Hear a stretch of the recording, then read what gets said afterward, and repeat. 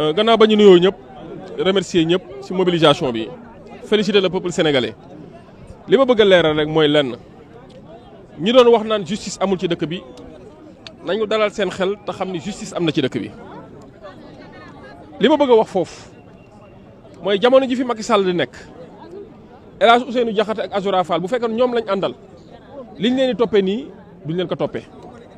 loolu benn la maanaam lan. gisuma fi ko ànd ak Macky Sall en tout cas si lañ fekke ci lu bari genre wax yi mel ni ay nit di saagakat nekkoon ci internet bi demoon nañ sax ba nekk ay multimillionnaire parce que dañ doon saaga Ousmane Sonko Macky Sall daan leen fay wala ñu ànd ak Macky Sall loolu benn la. ñaareel ba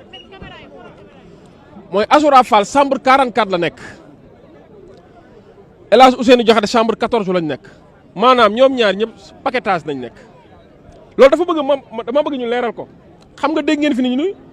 le président du parti et non le premier ministre le président du parti Pastef dem na rendre ko visite parce que en cette qualité la ko rendre visite jamono jooju El Hadj Ousseynou Diakhaté ak ñoom Azoura si paquetage nañ fanaan si paquetage te tey jii directeur prison bi mën naa wax ni ki ka fa teg premier ministre ak président de la République ñoo ko fa teg kon bu fekkoon ay affaire yaa ma neex la wala ay affaire protéger doomu aadama la wala jox nit ay privilèges yaakaar naa du demee ni mu demee. kon may dalal xelu nit ñëpp di wax ni amul benn ingérence bu am ci œuvre judiciaire bi ci administration de la justice amul benn interférence bu ci am te du ci mu ci am objectivement le juge yi apprécier pièces yi nga xam ne moom lañ jàppee des pièces médicales mu am ay preuves scientifiques yu ne ci biir objectivement lañ ko càmbar doog a en tirer les conséquences te bañ tirer les conséquences nee nañ Azoura Fall mën na dem faju ji waaye El Hadj Ousseynou Diakhaté mën na toog xaar. te ñoom ñaar ils sont d'égale dignité pour wax na ne justice mu ngi tëddee njaaxaanaay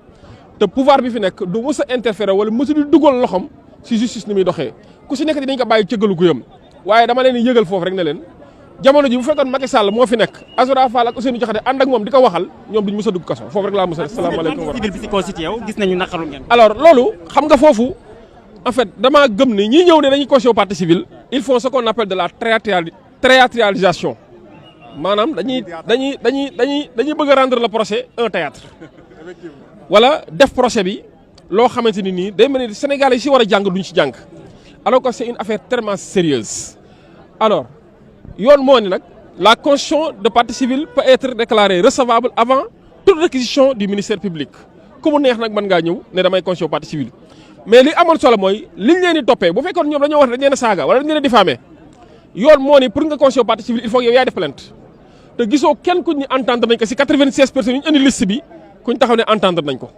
gisu leen si kenn ku fi ñëw taxaw police ñu entendre ko wala mu taxaw ci média yi ne moom porte na plainte